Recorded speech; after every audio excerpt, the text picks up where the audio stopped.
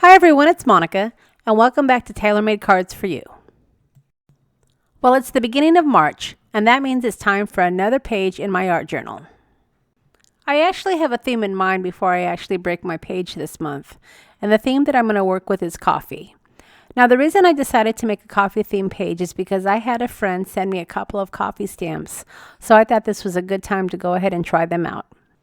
I'm also going to be creating some texture using some real coffee grounds. Now, this isn't the first time that I've tried it. I've actually made some projects using coffee grounds before, and it worked pretty well. So I thought I would go ahead and add some to my coffee theme page. So to begin, I'm covering my page with some acrylic paints, and the color that I'm using is called Yellow Oxide. I'm using an old gift card to move the paints, and this is something that you've seen me do before. These old gift cards work really well. Not only do I use them when I'm trying to move paint, but I've also used them on some of my stencils when I'm adding texture paste. It's a real inexpensive tool and a must in my craft room. So after I've got some of my acrylic paint on my paper, I did take out my heating tool to dry off the paint. I want to make sure that my paint is nice and dry before I actually start adding any stamping or any more embellishments onto this page. So after my page was dry, I did get out some gesso, and I decided to add some of those coffee grounds to it. Now, I wasn't really sure exactly how the coffee grounds were going to work with the gesso. This is something I've never tried. Initially, I thought that it would turn the gesso more of a brown color, but it didn't seem to do that. It got a little bit clumpy, and when I did go to spread it, it really didn't give me the texture that I thought it would. But again, I'm experimenting, so I just kind of went with it. So after I added the coffee grounds, I went ahead and used my fancy gift card to move some of my gesso. Now, I wasn't going for any particular pattern on this, and I knew that it probably wouldn't work very well with the stencil because of the coffee grounds, so I just used my palette knife and I added it to various parts of my page. Now, as I indicated, the white gesso didn't turn any color. It just really captured the grounded coffee. And if I were to do this again, I probably would grind the coffee a little bit more. I was really hoping that the gesso would turn more of a brown color. So that's something I'm going to have to experiment a little bit more with. So before I dried the gesso, I did get my gift card and I did thin out some of that gesso just a little bit more. Remember, there is texture on this, and I didn't want it to be too clumpy. I am going to be adding some stamping, so I wanted to make sure it was a little bit thinner. So when I was happy with the texture, I did bring out my heating tool and dry my page completely. So after my page was completely dry, I did get out some distress ink. Now the color that I'm using is Ground Espresso. Like I said, I'm going for a coffee theme here. So using a blending tool, I did add some of that distress ink to the edges as well as the pages of my journal.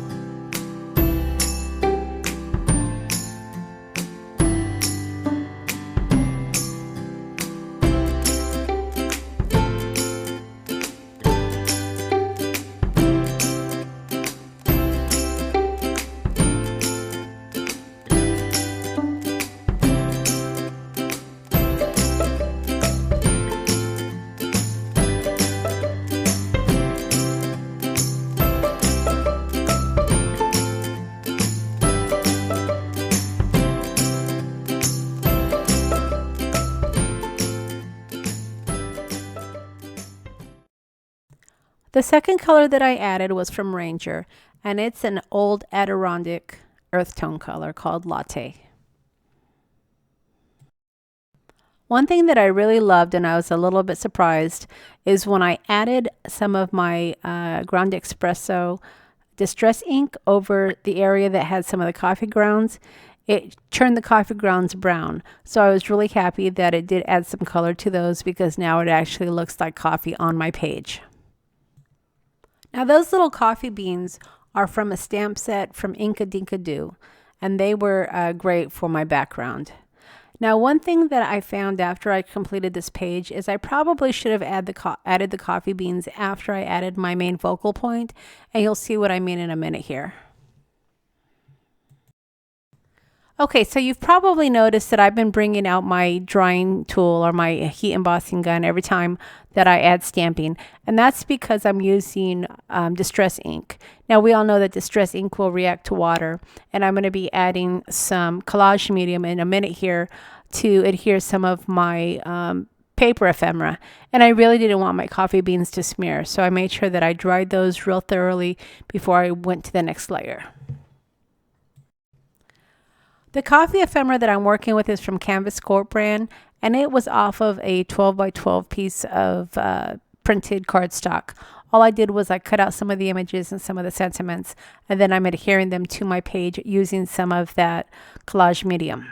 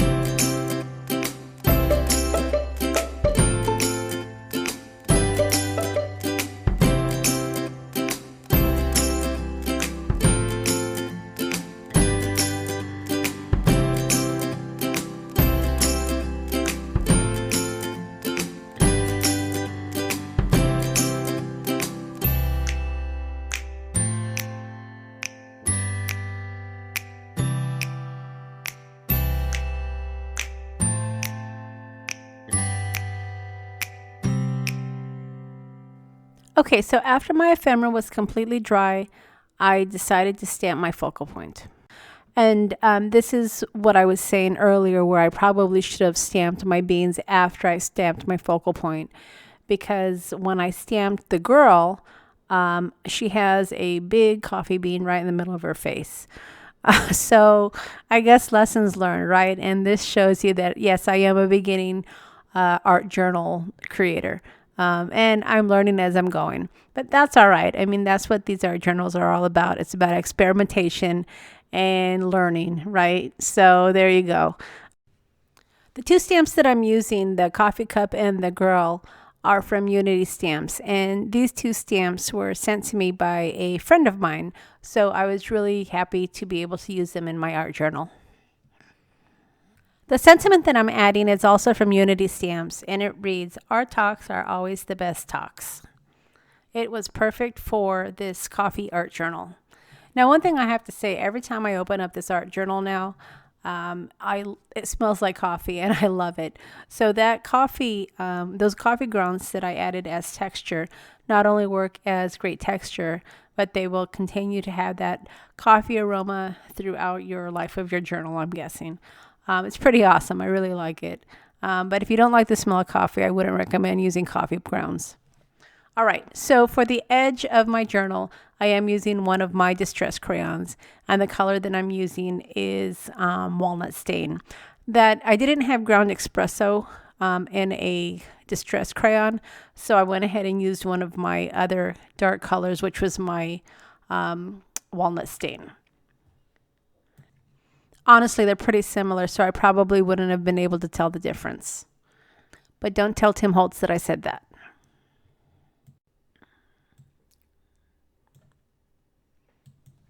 Okay, so once the edging was done, it was time to add my final sentiment. And I am using my big foam letters from Tim Holtz. Those foam stamps work really well for art journals, I have to say. When they first came out, I wasn't real sure about them because I thought that they would smudge, but they soak up enough ink for your art journals, and they're really awesome. One thing you have to be careful though, because they are foam, they do take in a lot of ink. So you have to be careful not to get that ink all over your fingers. So for my sentiment, you're going to see in a minute here, I had to actually go in a diagonal. And again, it's because I didn't have any pre-planning. But I'm not a planning girl. I just kind of go with it. So I guess I have to deal with some of those little obstacles that I encounter along the way. So I ended up putting my coffee time sentiment diagonal, but in the end I think it worked. I was real happy with it.